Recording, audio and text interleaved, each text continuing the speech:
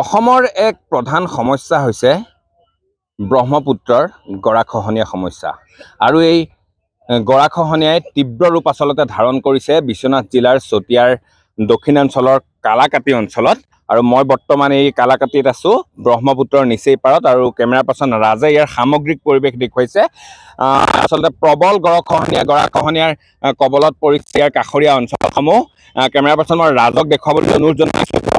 ঠিক 10 মিটাৰ কাষতেই এই বিশ্বনাথ কানপুৰ সংযোগী মথাউৰিটো আছে। প্ৰায় মথাউৰিৰ ওচৰ চাপিছেহি পানী, চপৰা নদীৰ পাৰ খহি গৈছে। যদিও বিভাগীয় কৰ্তৃপক্ষই কিছু ইয়াত যুদ্ধকালীনভাৱে কিছু প্ৰতিৰোধ কৰাৰ চেষ্টা কৰিছে, কিন্তু ইয়াৰ স্থানীয় ৰাইজ এতিয়াও শংকিত অৱস্থাত আছে। কেমেৰা পাৰ্চন ৰাজে ইয়াৰ সামগ্ৰিক পৰিৱেশ দেখুৱাইছে। এয়াই হৈছে মহাবাহু ব্ৰহ্মপুত্ৰ, আৰু এই মহাবাহু ব্ৰহ্মপুত্ৰৰ কিনাৰতে পানপুৰ বিশ্বনাথ সংযোগী এই মথাউৰি, আৰু এই মথাউৰিৰ এই যি অঞ্চল কালাকাটি অঞ্চল, চতিয়াৰ আচলতে দক্ষিণাঞ্চল, এই দক্ষিণাঞ্চলৰ ৰাইজসকল কিছু শংকিত হোৱা দেখা গৈছে। বিভাগীয় কৰ্তৃপক্ষই ইতিমধ্যে কিছু প্ৰতিৰোধ কৰাৰ চেষ্টা কৰিছে যদিও শংকিত হৈছে। স্থানীয় লোক আছে, মই তেওঁৰ ওচৰলৈ যাব বিচাৰিছোঁ। কি ক'ব আচলতে ইয়াত আপোনালোক শংকিত হৈ পৰিছে নেকি? হয়, যোৱা এসপ্তাহৰ পৰা গৰাখহনীয়া অৱস্থাটো বৰ বেয়া কণ্ডিশ্যন হৈছিলে। এতিয়া ডিপাৰ্টমেণ্টেলি কাম কৰি আছে যদিও জিঅ' বেগৰ সংখ্যাটো অতি কম আছে।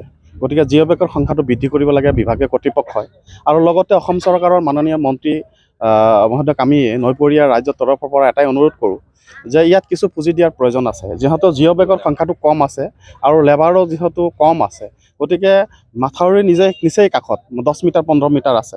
এই মাথাউৰি গৰাখহনীয়া সমস্যাত যদি মাথাউৰিটো ছিঙি যায়, তেনেহ'লে বিশ্বনাথ সমষ্টিৰ লগতে নদুৱাৰ বিধানসভা সমষ্টি আছে। এই নদুৱাৰ বিধানসভা সমষ্টি আৰু বিশ্বনাথ বিধানসভা সমষ্টিত কমেও 1.5 লক্ষ মানুহৰ ক্ষতিগ্ৰস্ত হ'ব। আৰু লগতে আৰু এটা কথা হৈছে কি, যে যিহেতু 2012 চনত মাথাউৰি ছিঙিছিলে, ৰাতি 2টা বজাত বহুত ক্ষতিগ্ৰস্ত হৈছে, বহুত মানুহ মৃত্যুমুখত পৰিছে। আৰু লগতে এই অঞ্চলৰ 85% 90% মানুহ কৃষিজীৱী, হাজাৰ হাজাৰ কৃষিভূমি ব্ৰহ্মপুত্ৰ নদীত যায়, আৰু ইয়াত কাজিৰঙা নেশ্যনেল পাৰ্ক হৈ যায়। ইয়াৰ কোনো সীমা নাই। গতিকে কাজিৰঙা নেশ্যনেল পাৰ্কৰ এটা সীমা যে দিয়াৰ প্ৰয়োজন, সীমা নিৰ্ধাৰণ 6 শিডিউল যিটো কয়, এই সীমা নিৰ্ধাৰণটো কৰাৰ প্ৰয়োজন আছে বুলি আমি নৈপৰীয়া ৰাইজৰ পৰা দাবী জনাওঁ। কিন্তু যেতিয়া খৰালি কাল হয়, সেই সময়ত হয়তো বিভাগীয় কৰ্তৃপক্ষৰ লগতে অসম চৰকাৰে এই বিষয়টো গা এৰা দি চলি থাকে। কিন্তু কথাটো হৈছে যে যিহেতু খৰালি কামত এই কামটো কৰিব লাগে, বানপানীৰ সময়ত এই সমস্যাটো কৰিবলৈ হ'লে অলপ ইমাৰ্জেঞ্চি হয়।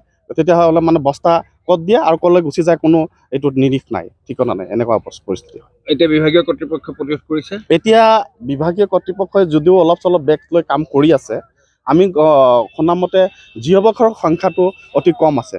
জিঅ' বেগৰ সংখ্যাটো আৰু বৃদ্ধি কৰিব লাগে, কাৰণ বিশ্বনাথ টু পানপুৰ ঘাটলৈকে ইয়াত 26-27 কিলোমিটাৰ মাথাউৰি আছে। গতিকে ইয়াত যদি খুব বেছি 100 বা 200 জিঅ' বেগ বা 300,000 বেগো ব্যৱহাৰ কৰে, এইটো যথেষ্ট নহয়। কমচে কম 5-10 হাজাৰ বেগ, ইয়াত 15,000 বেগ ষ্টক ৰখাৰ প্ৰয়োজন আছে। এটা কথা জানিম যে এইখন জেগাৰ নাম কি? কালাকাটি। আৰু কি কি অঞ্চল ইয়াত আছে? ইয়াত কলাকাটি আছে, শ'লমাৰী আছে, ভোজমাৰী আছে, ফুলবাৰী আছে, গোবিন্দাটি আছে, বগিৰাটি আছে, তেয়াৰীপাললৈকে আছে। হয়। আৰু ইয়াৰ নিচেই কাষতে আছে কাজিৰঙা ষষ্ঠ সংযোজন। এই গৰাখহনীয়াৰ পৰাই কাজিৰঙা ষষ্ঠ সংযোজন ধৰে। গতিকে এই সীমা নিৰ্ধাৰণৰ কথাটো বহুত জটিল ৰূপ লৈছে ইয়াত।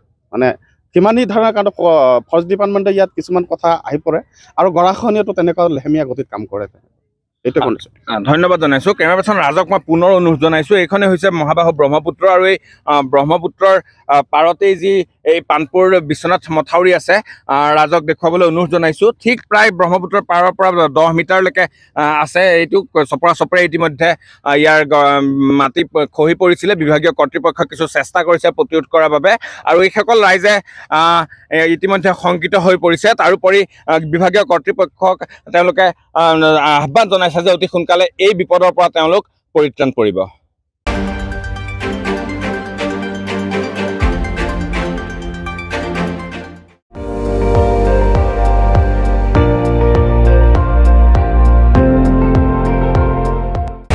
আপুনি চাই আছে ND24, সৰ্বশ্ৰেষ্ঠ নহয়, সৰ্বোত্তমৰ দৌৰত।